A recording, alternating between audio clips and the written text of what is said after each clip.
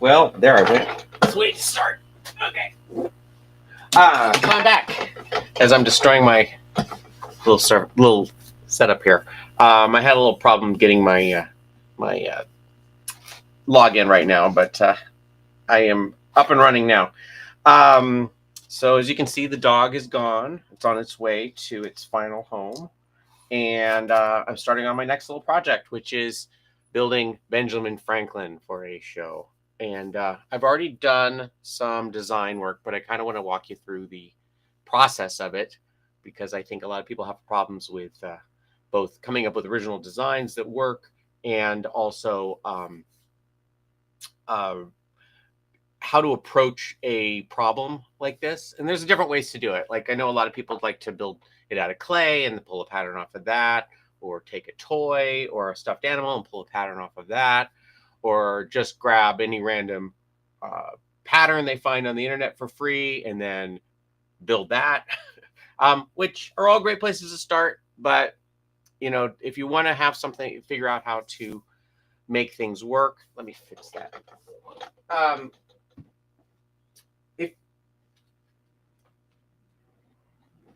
If you want to design a variety of puppets, or really anything that, you know, are aesthetically pleasing, and anything basically, you can build whatever you think of. There's a couple of things that I do to make that easier. So I'm going to walk you through that a little bit. So here's my pad of paper, my blank pad of paper, really my blank sketchbook. There's not much in here. This is, I was coming to the end of my old sketchbook when I started this project. And so this is actually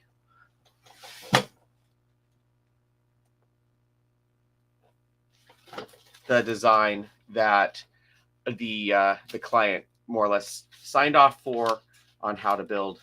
And that's basically our fellow here. I've got some notes that I made, some about how it would be manipulated and different head shapes and things like that.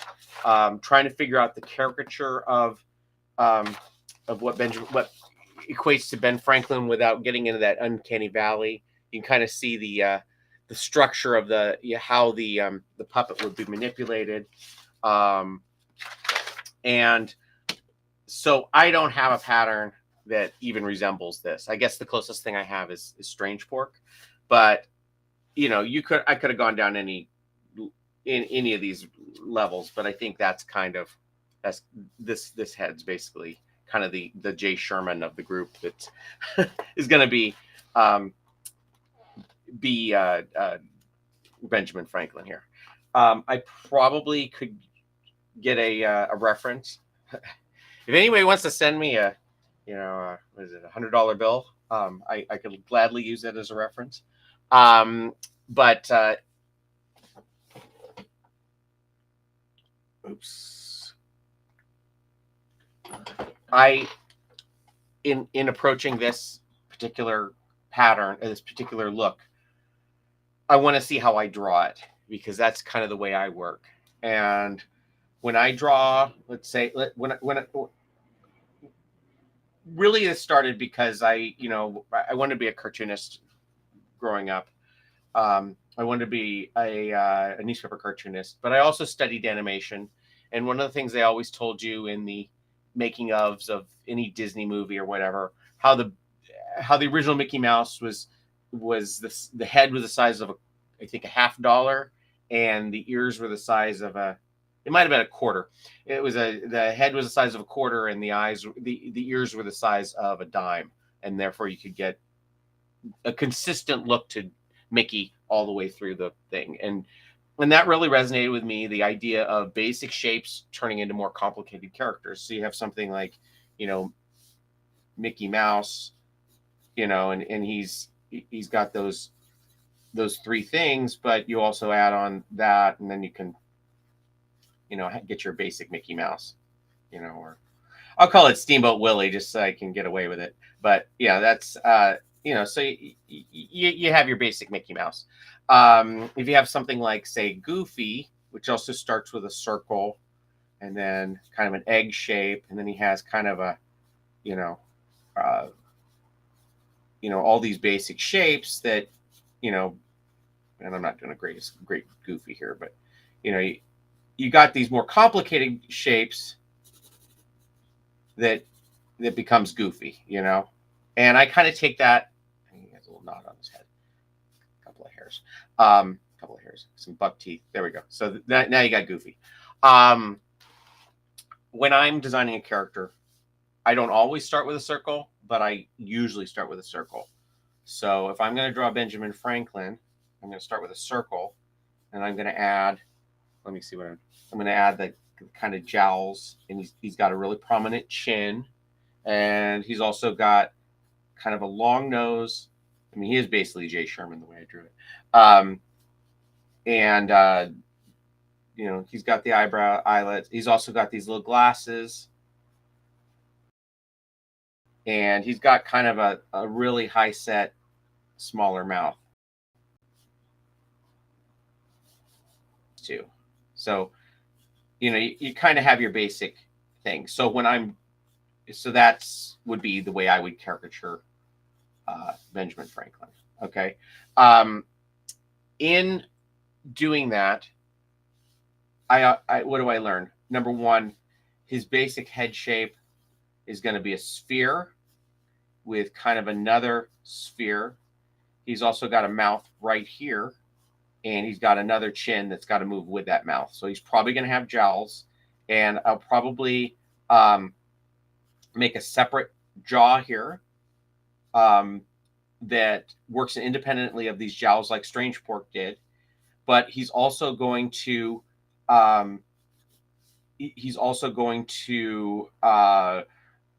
probably, the skin will probably go over this to give him this kind of continuous face look. That I think that's probably how he's going to go together. So that the understructure will be this kind of foam piece that's like that, and then another piece that's like that goes in there.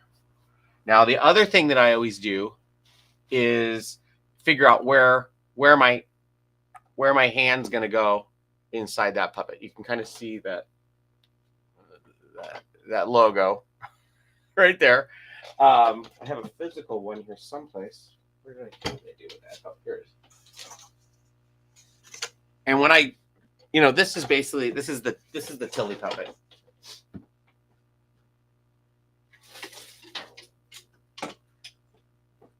I think it's life size even. So when you got the Tilly puppet here, you can see that's the same thing, but you can also see how my hand goes into that puppet. And so I always kind of try and figure out where the hand is when I'm building a puppet, or designing a puppet. And what that does is it makes sure that you can actually get your hand in here and manipulate it after you've built it. So the other thing I always do is I kind of do like a side profile idea. So this is going to be him. He's going to have a mouth plate, and I know that I want the neck to be right here at the wrist, and I want the lower chin, the lower hand to go in there.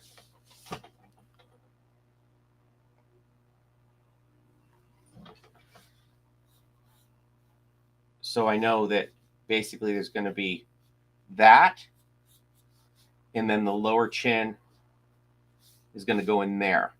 So when I'm building the prototype, I know that there's going to be a smaller cranium sphere piece, and then the mouth is actually going to go towards the bottom of that when I'm building it. Now, this may not actually be the way it is, but this is where I'm starting from. I want to take you through every aspect of this build. I don't know if I'm a master puppeteer, but I'm a puppeteer. Okay, from there, I am ready to start building it. If I were doing it out of clay, I would sculpt something similar to what I've drawn. and do that. Or if I have a toy that kind of looks like this, I pull a pattern off of that. Or the way I like to work is I'll start with making. Basically, I use this thing called the wedge pattern. And I was using this long before I met Mary Nagler, but she had a great pattern for it, so I use her pattern. I've kind of modified it a little bit, and it's for free on the website if you want to go on there to puppettroop.com, and you can download it for free. But that's where I start 90% of the puppets that I build, and it builds like a 6-inch sphere that it's 8 wedges that you put together. I have half of one here. I was going to do a thing on how to put eyes on a puppet, and so I made this little mock-up, but I never filmed it. But anyway, it's basically 2 of these, and I start every, or not every puppet, but just about every puppet from something like this. That's how I started Strange Pork. That's how I started that dog. Everything starts as this. Might be a little bigger, might be a little smaller, or if I'm building something like a Bart Simpson or something, I would start with a cylinder. Or if I'm building something with more of a square shape, I would start with that shape. Or it doesn't always have to be a sphere. It's just usually in my drawing process, I start with a circle, so it kind of, my go-to is a sphere. I am going to start prototyping this thing, that I'm going to go outside and I'm going to, I guess I could cut out the foam to start with. I can start on this process here. I don't really want to put my respirator on stuff on at this point, but I can at least start cutting out the foam. So let me get that.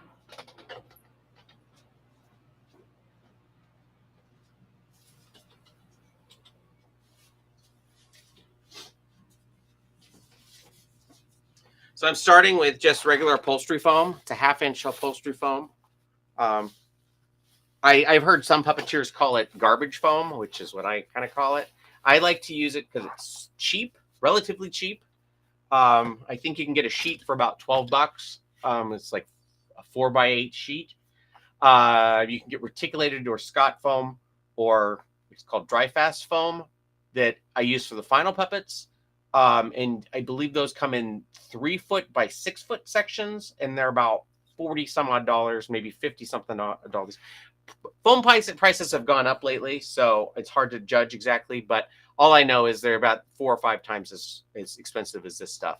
So I do all my prototyping out of the upholstery foam, and I do all my final builds out, or most of my final builds out of L200 or reticulated Scott dry fast foam.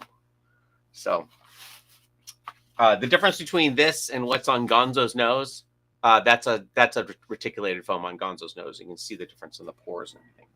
Okay, so let me get my pattern, which I have several of these around, but I just keep it handy because I use it so often. And I usually cut this out on the bandsaw, just because I end up you have to make 8 of these things for every sphere that you make. And I'm going to I'll probably make 2 of them at this point, because I think the jaw is going to be is going to make the jaw is going to be being made from a slightly bigger one. That's a dead pen.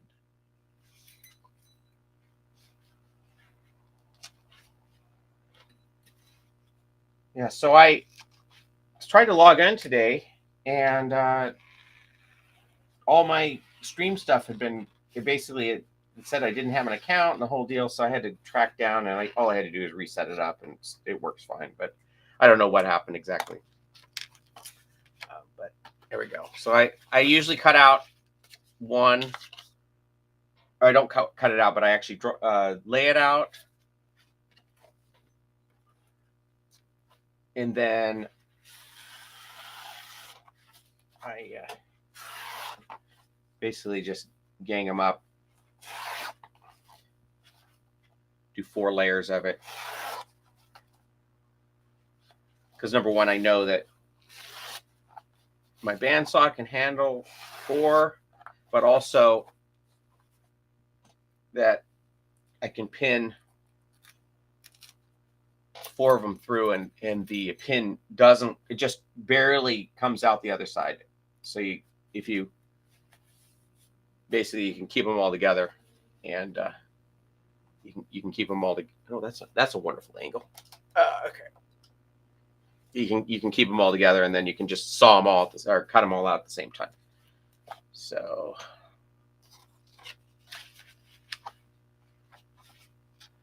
and this is why I always keep my little scraps, because sometimes I can make one of these wedges out of one of the scraps if it's big enough. Or sometimes you can make smaller wedges for like the chin. The chin's basically going to be half of one of, half a sphere at a smaller size. So there's 2 of those.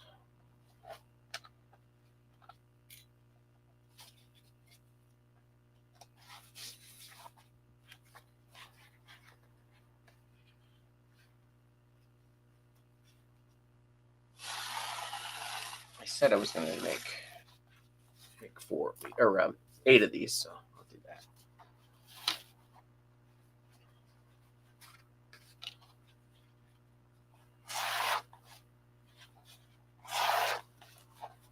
There's another one.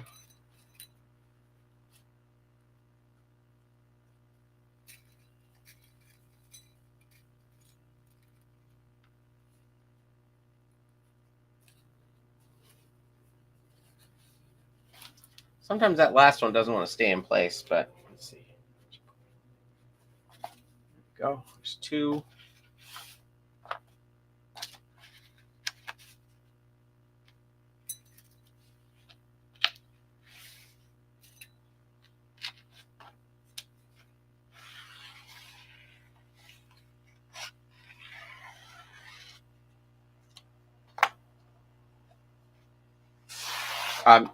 You can cut these out by hand too.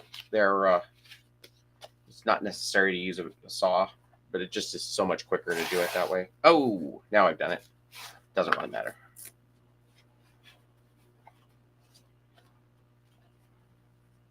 So you know what I'm going to do?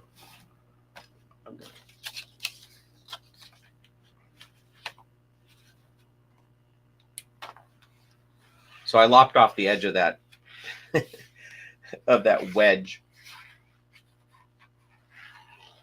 So I'm just gonna do that. I'll be a little bit more careful.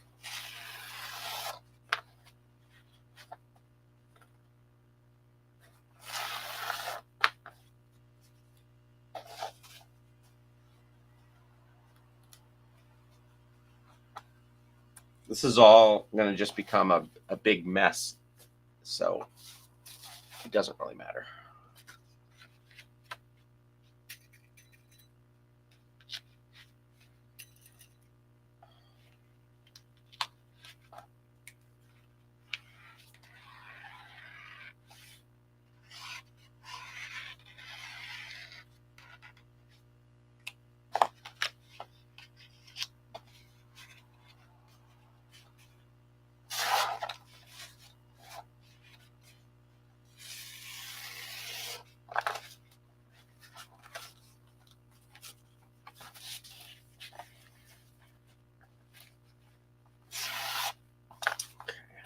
Well, that big piece of foam just became these 2 little pieces, 3 little pieces. But I'll use those for the chin and the ears and all those other things. So I'm not quite ready to throw that away.